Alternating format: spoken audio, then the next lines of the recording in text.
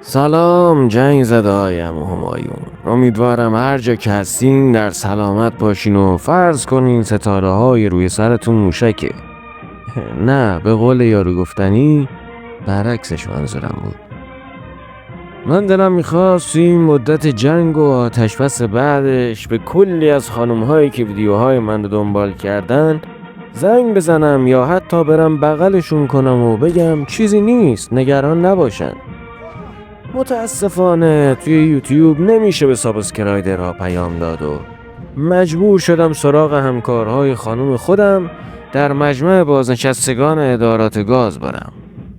به همشون پیام دادم. اکثرشون توی خواب سراغم اومدن و گفتن ما اینجا جامون خیلی خوبه همایون جان و لطفاً برامون خیرات بده. که من توی خواب خودم رو به خواب میزدم که فکر کنن متوجه نشدن چی میگم. جنگ برای من یه چیز عادیه. درسته که بهتون نگفته بودم، ولی من علاوه بر این که حاج همایون هستم رزمند همایون هم هستم. شما یادتون نمیاد با هر بیتی که آهنگران میخون من به سمت دشمن حمله میبردم. دشمن اگه هزار فشنگاشون قطار حلقه به دورم میزدم دهنشون رو سرویس میکردم. من یه زمانی توی جنگ بودم، تا حالا نگفتم. توی یکی از عملیات ها بعد از اینکه محکم توی میدون مین قدم زدم و کلی مین رو منفجر کردم و راه رو برای گردانمون باز کردم، با ناخنگیری که توی پک بهداشتیم داشتم 10-12 تا بسیر رو از پا در آوردم. تازه اگه سوهان ناخنم رو هم بود که یه گروهان رو هم حریف بودم. اونجا صدام شخصا برای سر من جایزه تعیین کرد که من گفتم باشه بسیا بیایید سرمو بگیریم و اونقدر از یک سری از تاکتیک های ناشناخته استفاده کردم که حتی سرمو هم دستشون ندادن. چند باری پیش اومد که دشمن توی سنگرمون نارنجک انداخت و من همیشه قبل از این که نارنجک به زمین برسه به سمتش میدویدم و کش شلوارم رو جلو میگرفتم تا نارنجک وارد شلوارم بشه. همیشه اینجوری مصدوم میشدم و جنگ رو برای یک فصل هم که شده از دست میدادم. یه مدت از لوکشا و تیم منچستر یونایتد هم بیشتر مصدوم میشدم.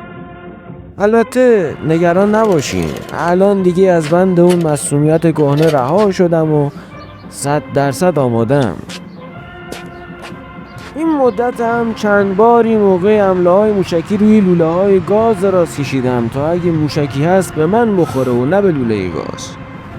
اونجا زیاد مصدوم نشدم، فقط بعد از یه مدت به لوله وابستگی عاطفی پیدا کردم و 17-18 تا جلسه تراپی طول کشید تا بتونم غمش رو هضم کنم. تراپیستم یه خانم میانسال بود که چون زیاد استیکر صبح بخیر و روز خوبی داشته باشید و روز زن مبارک و روز زنان مستقل مبارک و از این قبیل چیزها براش بفرستادم، ازم ناراحت شد و گفت بهتر ادامه ندیم. من به عنوان یه آدم با تجربه تا فهمیدم جنگ شده کیف ضروریاتم رو آماده کردم. محتویات کیف ضروریات جنگم یه تیکه لباس بود، یه دیوان حافظ و چند تا قرص آبی. نه این خوب نشد و توی این یه وایرال نمیشه، بذار دوباره بگم. محتویات کیف ضروریاتم یه تیکه لباس بود، یه دیوان حافظ و قرص فشار خون تو که جا گذاشته بودی پیشم و الان دیگه تاریخ انقضاش گذشته، ولی خب حیفه، دور نمیندازمش تا روزی که خودم فشار خون بگیرم و ازش استفاده کنم. کیف ضروریات تنها تمهید من برای دوران سخت نبود. حاج همایون شما به موقع خودش رو به فروشگاه ها رسوند و کنسرو ها و روغن ها و مرغ های زیادی هم خرید. مردم البته خیلی خوب مدیریت کردن اون وضعیت رو، ولی خب من یه دفعه مجبور شدم یه خانومی رو زیر پام لگد کنم.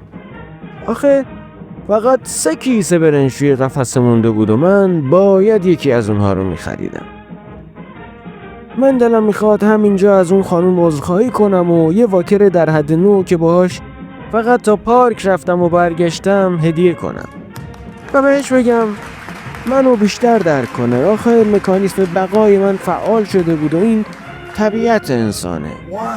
من هر بار که مکانیسم بقام فعال میشه، یه باک بنزین، یه سبد کامل از کالاهای ضروری و یه کپسول گاز اضافی رو حتما باید تهیه کنم و بذارم گوشه خونه تا مضطرب نشم. کی از فردا خبر داره؟ من معتقدم آدم باید برای هر سناریویی مثل حمله زامبی ها، اجنه و حتی هجوم دوالپاها آماده باشه. من و پشوتن عاشق دوالپا هستیم. حدود 1 سالی هم من پشتش سوار می شدم و پاهامو توی شلوارش می زاشتم و توی اتاق فرار نسل زدی ها رو می ترسوندیم. من میخوام اگه کسی ویدیوهام رو لایک نکرد یا روی دکمه سابسکرایب نزد، سوار پشوتن بشم و پیتیکو کنان بریم سراغش. پس زودتر این کار رو بکن تا من و پشوتن زحمت اومدن رو به خودمون ندادیم.